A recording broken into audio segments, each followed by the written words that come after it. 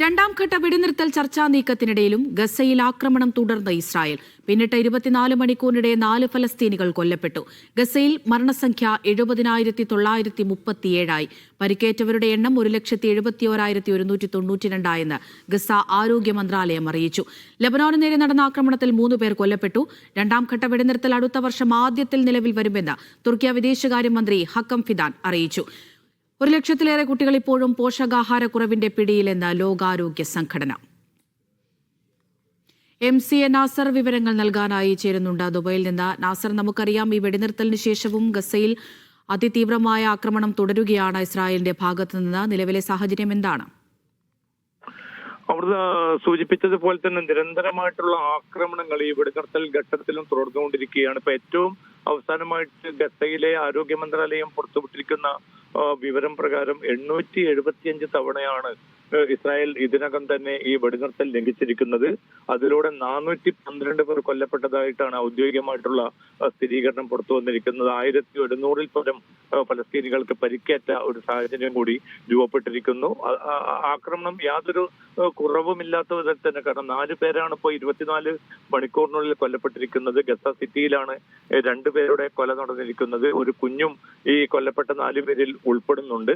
അപ്പൊ നിരന്തരമായിട്ടുള്ള ആക്രമണ പദ്ധതികൾ ഒരു ഭാഗത്ത് തുടരുന്നു. അതേസമയം തന്നെ രണ്ടാം ഘട്ട വെടിനിർത്തലുമായി ബന്ധപ്പെട്ട തിരക്കിട്ട കൂടിയാലോചനകൾ അമേരിക്കയും മധ്യസ്ഥ രാജ്യങ്ങളും ഒരു ഭാഗത്ത് നടക്കുന്നു. അതോടൊപ്പം തന്നെ ഹമാസും ഇസ്രായേലുമായിട്ട് പരോക്ഷമായിട്ടുള്ള ആശയവിനിമയവും തുടരുന്നുണ്ട്. പക്ഷേ ഏതെങ്കിലും അർത്ഥത്തിൽ എന്ന് വെടിനിർത്തൽ പ്രാബല്യത്തിൽ വരും എന്നത് സംബന്ധിച്ച, അല്ലെങ്കിൽ ഈ വെടിനിർത്തൽ രണ്ടാം ഘട്ടം എന്നു മുതൽ നടപ്പാക്കാൻ സാധിക്കുമെന്ന് സംബന്ധിച്ച് കൃത്യമായിട്ടുള്ള ഒരു തീർപ്പിലേക്ക് എത്തുക എന്നത് അത്ര എളുപ്പമായിരിക്കില്ല. ഇപ്പോൾ കഴിഞ്ഞ കുറെ നാളുകളായി രണ്ടാം ഘട്ട ചർച്ചകൾ തുടരുകയാണല്ലോ. മധ്യസ്ഥ രാജ്യങ്ങൾ അതിനുള്ള ശ്രമത്തിലുമാണ്. അപ്പോൾ എന്നത്തേക്ക് ഈ വെടിനിർത്തൽ, രണ്ടാം ഘട്ട വെടിനിർത്തൽ നിലവിൽ വരുമെന്നാണ് നാസർ കരുതേണ്ടത്? ഇപ്പോൾ തുർക്കി വിദേശകാര്യമന്ത്രിയൊക്കെ ഒരു പ്രസ്താവനയൊക്കെ നടത്തിയിട്ടുണ്ടായിരുന്നു. അപ്പോൾ അടുത്ത വർഷം ആദ്യത്തോടുകൂടി ഇത് ഉണ്ടാകുമെന്ന് കരുതാമോ? അവിടുത്തെ തുർക്കി വിദേശകാര്യമന്ത്രിയുടെ പ്രസ്താവനയാണ് ഇപ്പോൾ ഏറ്റവും അവസാനം ഇതുമായി ബന്ധപ്പെട്ട് പുറത്തു വന്നിരിക്കുന്നത്. അടുത്ത വർഷാദ്യത്തിൽ തന്നെ രണ്ടാം ഘട്ട വെടിനിർത്തലിലേക്ക് കടക്കാൻ സാധിക്കും. ഒരുപാട് പ്രതികൂലമായിട്ടുള്ള ഘടകങ്ങൾ ഉണ്ടെങ്കിലും ചർച്ചകൾ വളരെ ആശാവഹമായ രീതിയിൽ തന്നെ മുന്നോട്ട് പോകുന്നുണ്ട്. അതുകൊണ്ട് വലിയ തോതിലുള്ള ഒരു പ്രതിസന്ധി നിലനിൽക്കുന്നില്ല. കാരണം അമേരിക്ക വളരെ ശക്തമായി തന്നെ ഈ വെടിനിർത്തൽ മുന്നോട്ട് കൊണ്ടുപോകണം, അതിന്റെ രണ്ടാം ഘട്ടം വൈകാൻ പാടില്ല എന്നൊരു തീർപ്പിലേക്ക് എത്തിയിരിക്കുന്ന സാഹചര്യത്തിലാണ് തങ്ങളുടെ പ്രതീക്ഷ വർദ്ധിച്ചതെന്നാണ് ഒരു മധ്യസ്ഥ രാജ്യം കൂടിയായിട്ടുള്ള തുർക്കിയെ വെളിപ്പെടുത്തിയിരിക്കുന്നത്. അതോടൊപ്പം തന്നെ ഈജിപ്തും ഖത്തറും ഹമാസുമായി നടത്തിയ ആശയവിനിമയത്തിലും കൂടുതൽ പുരോഗതിയിലേക്ക് കാര്യങ്ങൾ നീങ്ങുമെന്നൊരു പ്രത്യാശ അവരും പങ്കുവെക്കുന്നുണ്ട്. പക്ഷേ ഹമാസ് മുന്നോട്ട് വെച്ച 2 പ്രധാനപ്പെട്ട കാര്യങ്ങൾ, ഈ വെടിനിർത്തൽ ഇനിയും ലംഘിക്കപ്പെടുന്ന ഒരു സാഹചര്യം ഉണ്ടാകരുത്, ആ ലംഘനം പൂർണ്ണമായിട്ടും പ്രതിരോധിക്കാൻ, അമർച്ച ചെയ്യാൻ അമേരിക്കക്കും മധ്യസ്ഥ രാജ്യങ്ങൾക്കും പിന്നെ ബാധ്യതയുണ്ട്.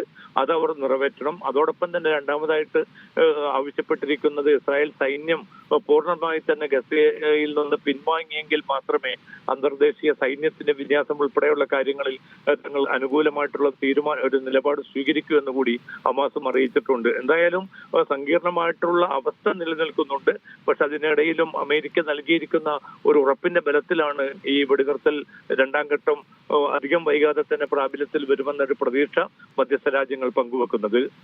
അതുപോലെ തന്നെ അവിടുത്തെ ജനങ്ങളുടെ അവസ്ഥ അതീവ കഷ്ടതയിൽ തന്നെയാണ് ഇപ്പോഴും മുന്നോട്ട് പോയിക്കൊണ്ടിരിക്കുന്നത്. ഏറ്റവും ഒടുവിൽ ഇപ്പോൾ ലോകാരോഗ്യ സംഘടനയുടെ കണക്കുകളൊക്കെ പുറത്തു വന്നിട്ടുണ്ട്. ഒരുപാട് പേർ ഇപ്പോഴും ഭക്ഷണം പോലും ഇല്ലാതെ പട്ടിണിയിലാണെന്ന് മനസ്സിലാക്കുന്നു. കുട്ടികൾ പോഷകാഹാരക്കുറവിന്റെ പിടിയിലാണെന്ന് മനസ്സിലാക്കുന്നു. ഈ അവശ്യ സഹായങ്ങളൊക്കെ അവിടെ എത്തിക്കാനുള്ള ശ്രമങ്ങൾ ഇപ്പോൾ ഏത് രീതിയിലാണ് പുരോഗമിക്കുന്നത്?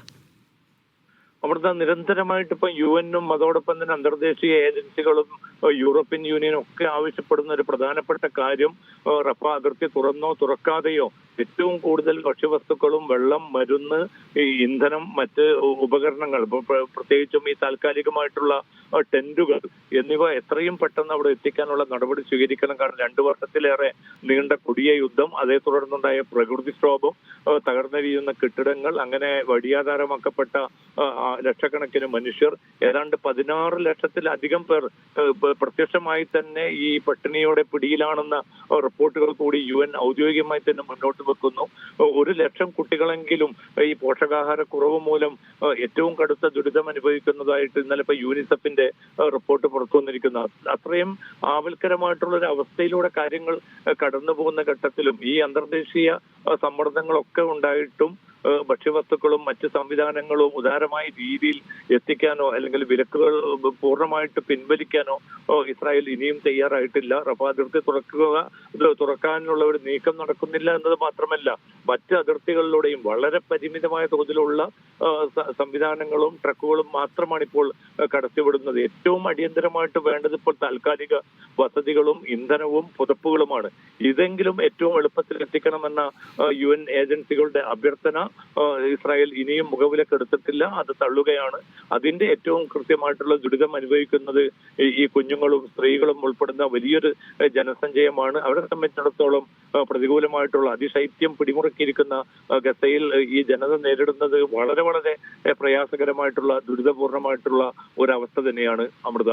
ശരി, MC നാസറാണ് ദുബൈയിൽ നിന്ന് വിവരങ്ങൾ നൽകിയത്.